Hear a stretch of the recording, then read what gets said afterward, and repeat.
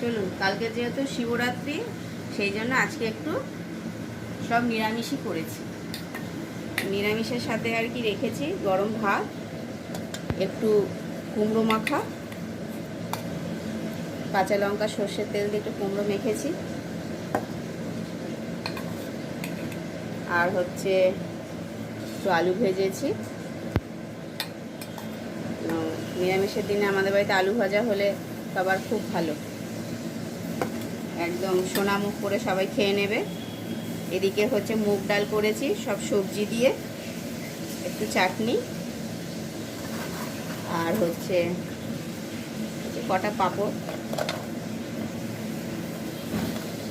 চাটনির সাথে একটু পাঁপড় হলে বেশ ভালো হয়, এবার যখন থাকে তখন তো করেই নিই, এবার হঠাৎ করলে না থাকলে আর কি করা যাবে, তখন শুধুই চাটনি আর এই যে কাঁচা লঙ্কা, এই দিয়ে হচ্ছে আজকে দুপুরে মেনু।